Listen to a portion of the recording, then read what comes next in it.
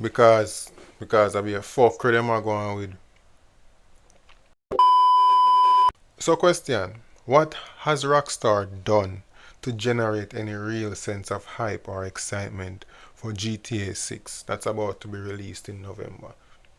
Like outside of the name brand Rockstar or GTA, what actionable directives have they taken to reel the customer in? To make us feel like, hey, we want this game. We've been waiting over a generation, over a decade. The hype is palpable, the excitement is euphoric. But what have they done to make you as a consumer feel like you are a part of this monumental unveiling that's to be released in November? Nothing, really, if you look at it. And I'm going to go down the list of things that they have done since the pre-orders have started. And I wanted to take a step back, especially those who are the fanboys who are going out of their way to defend GTA 6 and Rockstar for a lot of these decisions that they've made since the release of the game or the pre-orders. I want them to ask themselves, how much do you feel Rockstar has done to make you as a consumer feel like, man, they're really going out of their way. They're doing something to make us a part of this process.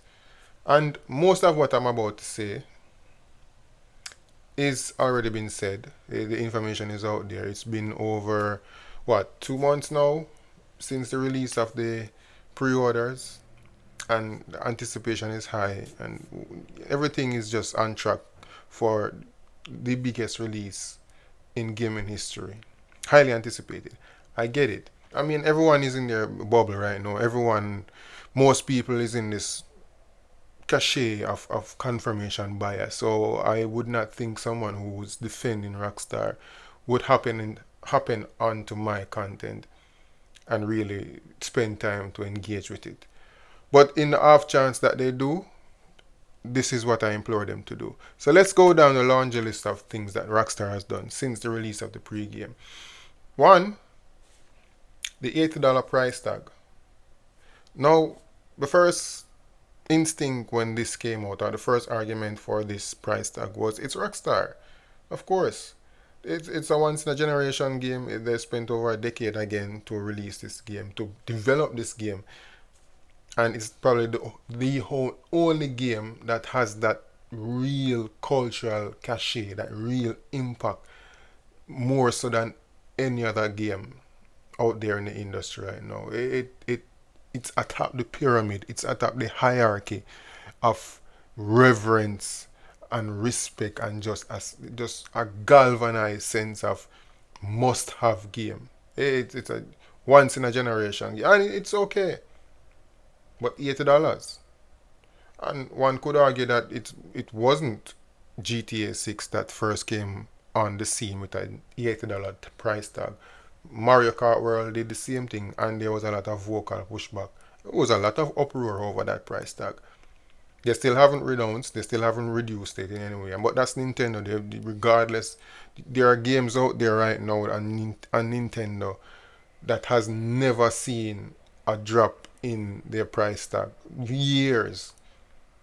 So that's par for the course on Nintendo. But a Rockstar game is like excused. The GTA 6 game is excused. And there's not much vocal onslaught. There's not this uproar vocally for the game not to be $80, or people being against this. People like myself and others speak out against it. But the general sense is people have already accepted that, hey, it's Rockstar. And again, that's the excuse. And this is going to be a recurring theme. It's Rockstar. Therefore, we should justify and excuse their behavior. Right? A game that has produced or has cultivated, has had over $10 billion in revenue since GTA 5 was released, half of which is for GTA 5 Online, has generated over $10 billion. And not to mention what would be generated upon the release of this game. But we should feel sorry for the multi-billion-dollar company. Let's give them the justification and the right to upcharge their customer base because it's the brand name, right? Are we happy yet, or do we feel excited? Do we feel like this is in vain of satisfying any particular customer needs to make us feel enticed to buy the game?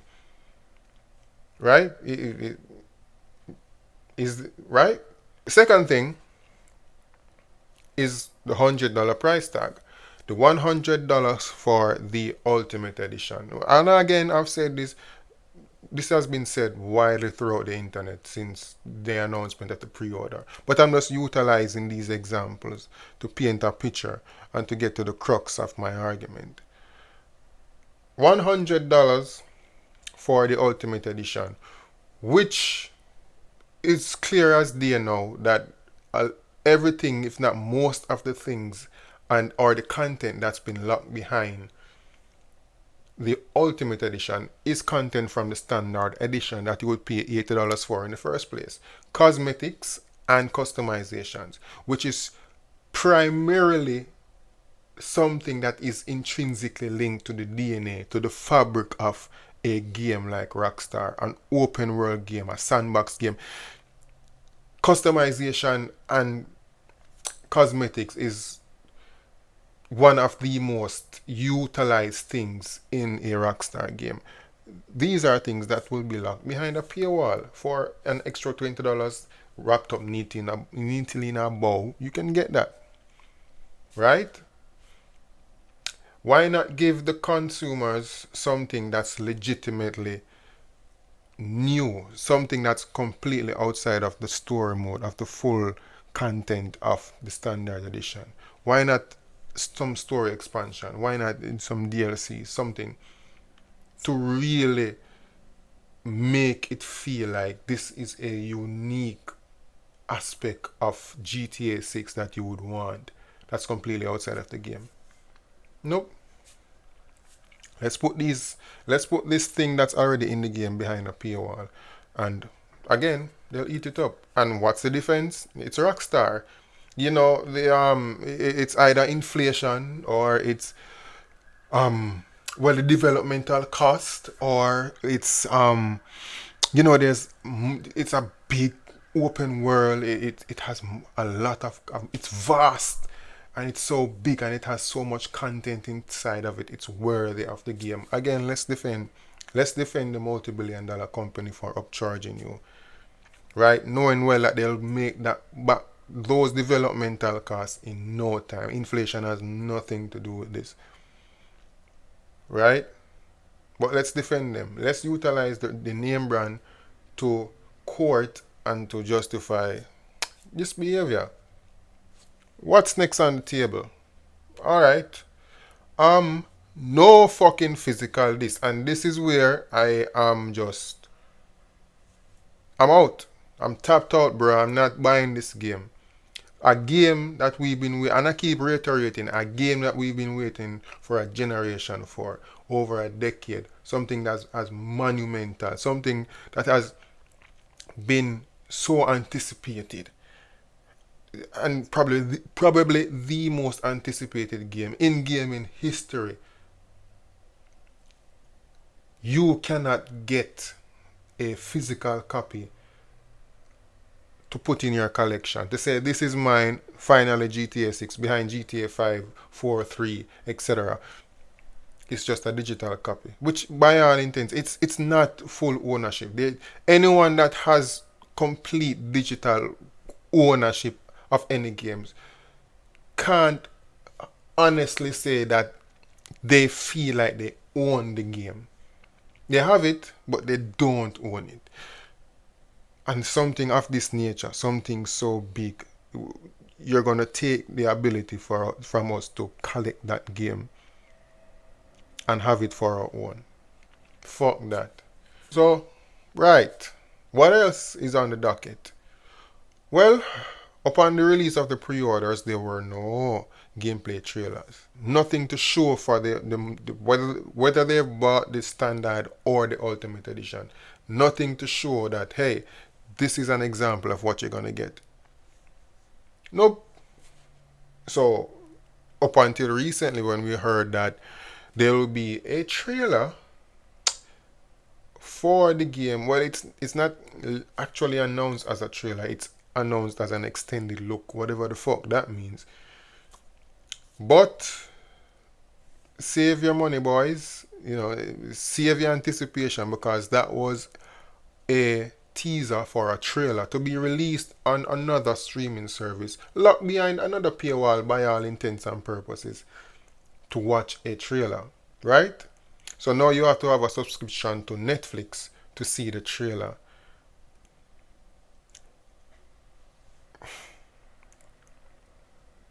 What's the difference again? Well, it's Rockstar. They're just utilizing the power of their brand to generate as much um, currency, financial gain, and money. That's it. You know, they're utilizing every which way to get every possible cent they can from the campaigning and the promotion of this game. Promotion, right? And the argument again is, well, it's Netflix. Everyone has Netflix. Yeah, yeah. And it'll be out on YouTube for all to see in the next 6 hours. Yeah, that might be true. It is Netflix. Not everyone can afford Netflix. And even if they don't have it, which, I mean, I would think most people will just wait until the 6 hours pass to watch it on YouTube, which most will do. But you do have people out there that anticipates this game so much that they will go out of their way, if they don't have a Netflix subscription, to actively get it so they can watch this. People have done that because people have actively bought scalped version of the digital copy, which I can't comprehend. I can't fathom that you could possibly buy something that's infinite in its resource. It's maddening. So I don't put it past people to actively get a Netflix subscription if they don't have it, to watch the trailer, even if the trailer would be released 6 hours later. Again, what is this saying? It comes down to the crux of my argument. And again, I'm just asking the question: what have Rockstar done since the pre-release has started to actively engage their consumer base, to make them feel like they're a part of the community and a part of the release of this game? Absolutely fucking nothing. I mean, everyone can see that with like a deer in headlights coming, that this is the point that I'm coming to.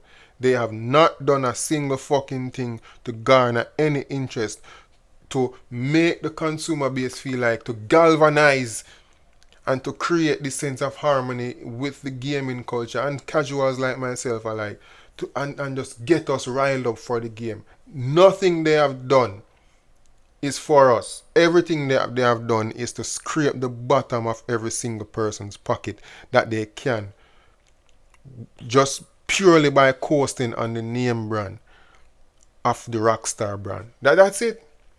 Fleecing the customers, and it's just completely anti-consumers and anti-gamers, and just a blatant cash grab, just a blatant utilizing the goodwill that has been courted over the years from their customers, and taking advantage of them, and looking at them in their face and saying, hey, fuck you, I'm just gonna take your money. Nothing they have done, everything they have done is to suck the pockets dry of in any which way they can from their customer base. Nothing is wrong in utilizing your name brand as an advantage, because everyone knows it's a Rockstar game, right? But to just take and take from your consumer and give nothing fucking back, no consideration, no sense of appreciation, right? It's simple. You give and take. We understand it, a Rockstar, fine. You want to take advantage of your name brand, fine. If you're going to go on fucking Netflix to advertise your trailer, give us fucking 10-15 seconds of the gameplay trailer up on when pre-orders started. Give us a taste of what was to come, and then probably release the fucking full trailer whenever you want it to or wherever you want to stream it. I would have no problem with that. I would understand that. But nothing to just completely just cut off your customer base and just lead them on, and then here it is, you have to spend more money to see the trailer if you're not doing so already, and people are gonna be out here defending Rockstar for that, huh? No physical games, you charge $80 and no physical copies. You couldn't have charged $70, give us the physical copies, and actually maybe charge $120, $150 for the Ultimate Edition, given something that it's unique to the Ultimate Edition. Nobody would complain. Heck, you know what? I'll give you the fucking $80. I'll give it to you. Give us the physical list and give us actual unique content in the Ultimate Edition. And I would just say, okay, give and take. Because what people are saying is that this sets a bad precedent for a game that would be following in the steps of Rockstar or following suit in their release of their games too. Which, good, that's an argument to be made, but at the end of the day, the other games are not Rockstar. They don't cultivate, they don't have as much cultural cachet as a Rockstar. So they can try, but it won't work. And they'll lose profits. That's just how it is. So it's like, why are we defending this multi-billion-dollar company that's fleecing us every left, right, center, up, down, every direction possibly they can? Well, we're gonna say, well, it's a couple months, it's like 3 months away from release. They're cooking up something. They're gonna wait until the eve of the release, maybe 2-3 weeks and maybe a month before the actual release of the game, to really hammer on and to really get the customer base riled up for it. And I'm saying, bruh, there's a laundry list of things that they've done that's completely antithetical to how they should treat the customers. And you think they're gonna go out of their way now before the release of the game to somehow circumvent that, to somehow come around to courting you as a customer? Bruh, don't be surprised if the GTA 6 online is an additional cost. Like don't be. And the people will be eating it up. So it's a catch-22. It is, because this game is gonna sell. Everyone is looking forward to it. But at the same time, the practices and the way Take-Two has went about just trying to squeeze everyone for every dime that they can because of the name brand that they have, it's an atrocity. It leaves a bad taste in my mouth. It throws a wrench into the whole, any desire, any need, any hype, anything that I felt before. One thing after the other, the more they announced something else, the more you saw how they were positioning the game to fleece from their consumers, the more it felt like this isn't for me. This isn't done in favor of me as a consumer. This is just purely done for them. So I will not be supporting this game. Fuck Rockstar and fuck Sony.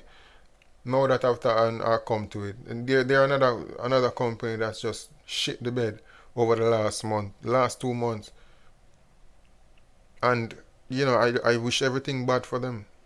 I do. I wish they collapse into bankruptcy and the customer base just stop supporting them. That's all I want, and I hope it does. But no this, no buy. Fuck Sony, fuck Rockstar, fuck GTA 6. Only way I'm going to play that game is by alternative means. Through the ships, yes. Eventually. I have plenty of games I can play in a backlog. I'm not desperate to play. I'm not FOMO. I'm not in the fear of missing out of Rockstar, of GTA 6. Plenty games out there to play that I'll survive on until eventually there would be another alternative for me to play GTA 6. But I'm not desperate for it. So again, people who's defending Rockstar, just stop, bro. Just stop and look at what is happening and just try to separate it. I know if you want to buy the game, fine, buy the game. I'm not gonna convince them. Don't buy the game. Of course, I would want the game to fail massively, so it will be a calling card for these corporations to open up their fucking eyes and realize that we have the power, not them. And regardless of your name brand and what you have to put on the table and how much people are salivating for it, we can restrain, and we have principles that we rely on to say, hey, we see when we're taking advantage of, we're not going to partake in the game, regardless of how much we desire and want it. But Alas, most people aren't going to do that because, again, they want the game. So, by all intents and by all means, buy the game if you want to. But at least acknowledge that there's something going on here. And if it gets increasingly worse, know that there is a point or a threshold that you can cross the line and say, no more. No more support for this. So we can send a message to these courts, to Take-Two and Rockstar, and let them realize, and Sony, that they're ultimately at the behest of us, the consumers. They need a rude awakening. They need something to shake them up from this naive, this hubris that they're swimming in and floating in, that just create this bubble, this degree of separation from the masses where it feels like we're just numbers on a board, we're just statistics, we're just lines on the chart to be prodded and taken advantage of every which turn by virtue of the name brand. That's it for me. I'm out. Back to my regularly scheduled program, and maybe if I have another rant or whatever it is, I'll get back to. I'll say something else, but that's just what I wanted to talk about. And oh, I should mention I accidentally ordered GTA 6. Well, not me. My infant son did. He was mashing the buttons on the controller. Next thing I know, there was a purchase on my account. So went through the customer service. Took some days, and eventually I got it to be cancelled and refunded. And I am going to remove my card from the App Store because I am not buying anything else from Sony through the PlayStation app. Games, whatever, anything on sale, that's it. I'm done. So yeah, good looking out, and I'll see you in everyone in the next video. All right, enough love. Stay thirsty, hungry. Bye.